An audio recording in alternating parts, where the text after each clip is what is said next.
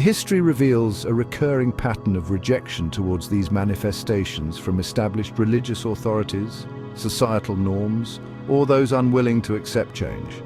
In this video, we look at the experiences of three such pivotal figures: Moses, Jesus, and Muhammad, highlighting the opposition they faced and exploring the reasoning behind such rejection from the people of their time. Through the lens of Baha'u'llah's teachings, we gain an understanding of this recurring phenomenon and its implications for humanity's spiritual progress.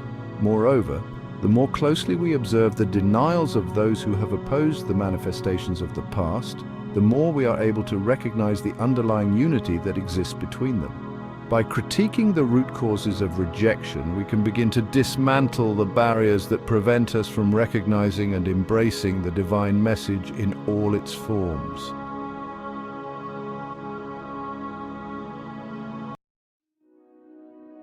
Moses, a pivotal figure in Judaism, Christianity, and Islam, stands as a testament to the challenges faced by divine messengers.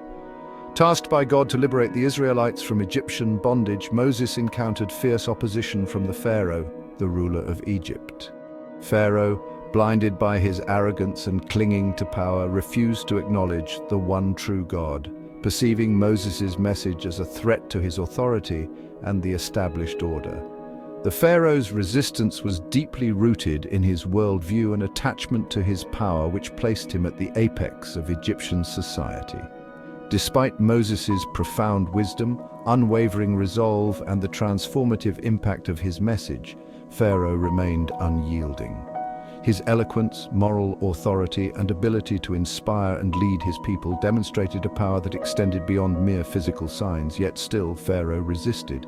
Each display of divine power was met with stubborn refusal, a testament to the power of ego and the intoxicating allure of worldly dominion. The Pharaoh's heart, hardened by pride and the fear of losing control, became impervious to the divine message. Moses' encounter with Pharaoh serves as a stark reminder of the challenges faced by those chosen to deliver God's message. It highlights the human tendency to cling to familiar structures of power, even when they are unjust and oppressive. The story of Moses and Pharaoh is a timeless parable, illustrating the enduring struggle between the forces of faith and oppression, between divine truth and worldly arrogance.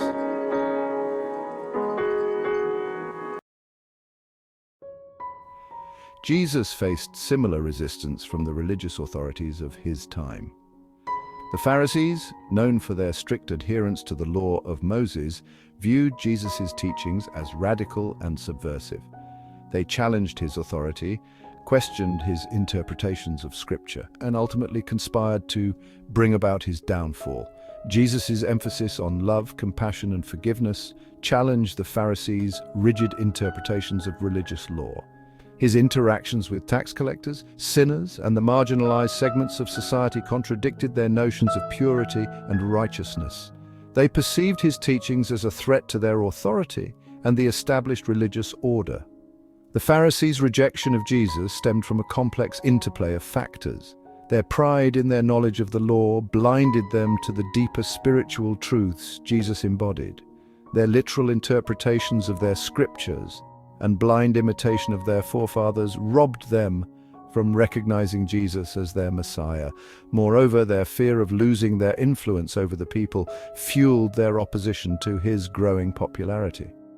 The crucifixion of Jesus stands as a powerful reminder of the lengths to which human beings will go to silence a message that challenges their worldview. It is a testament to the power of fear, prejudice, and the resistance to change that can grip even those who believe they are upholding God's will. Muhammad, the Prophet of Islam, also faced significant opposition from the pagan tribes of Arabia. His message of monotheism, social justice, and equality threatened the established order and the power structures of his time. The rejection he faced was so severe, ranging from verbal abuse and social ostracism to physical persecution and outright warfare. The Arabian Peninsula during Muhammad's time was home to a barbaric society deeply rooted in idolatry, tribalism, and social injustice. His call to abandon the worship of idols and embrace the one true God was seen as a direct assault on their traditions and beliefs. The tribal leaders, fearing a loss of power and influence, rallied against Muhammad, perceiving his message as a threat to their way of life.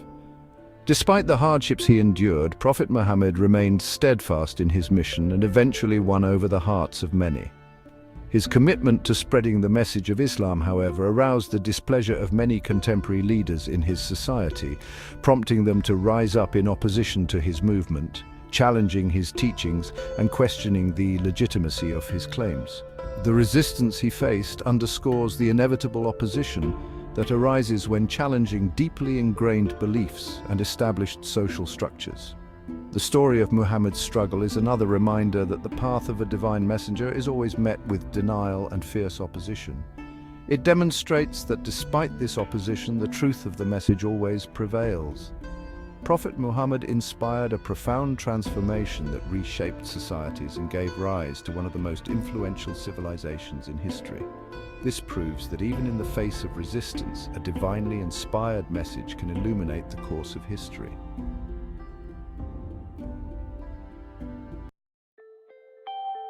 Is it not compelling to consider the striking similarities in the rejection faced by Moses, Jesus, and Muhammad? Despite the divine nature of their missions, each faced significant opposition from their contemporaries. Moses was resisted by Pharaoh, Jesus by the Pharisees, and Muhammad by the tribes of Arabia. As seen throughout history, it is often the religious authorities and scholars of the time who, after measuring divine revelation against the lens of their own understanding, ultimately reject the very figure they long awaited. Blinded by rigid interpretations and attachment to tradition, they failed to recognize the truth when it appeared before them. Baha'u'llah and many of his followers also faced significant rejection and brutal persecution. Being imprisoned for most of his earthly life, Baha'u'llah teaches that this pattern of rejection is in fact a necessary characteristic of divine revelation, as it challenges deeply entrenched beliefs and social norms of the time. This serves as a test of faith for seekers, separating those who sincerely seek guidance from those who are attached to the comforts of tradition, power, and established norms. It distinguishes those who are willing to embrace truth, even at great personal cost, from those who cling to familiarity and authority out of fear or self-interest. Studying the rejection faced by each one of these divine messengers helps us avoid the mistake of blindly imitating religious leaders and rejecting truth out of pride or rigid attachment to tradition. It reminds us not to let ego, prejudice, or narrow-mindedness hinder our ability to distinguish truth from error. Instead, it calls us to seek truth with sincerity, humility, and an open heart, embracing wisdom wherever it may be found. Ultimately, it teaches us to follow the light, no matter from which lamp it shines.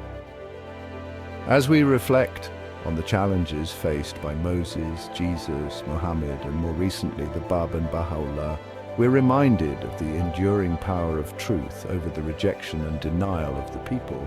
Through their struggles, we learn that the path of divine guidance is never an easy one, but it is one that ultimately leads to enlightenment and transformation. In recognizing the common thread of divine struggle, we find a deeper understanding of the universal message of unity, love, and justice that transcends time and place.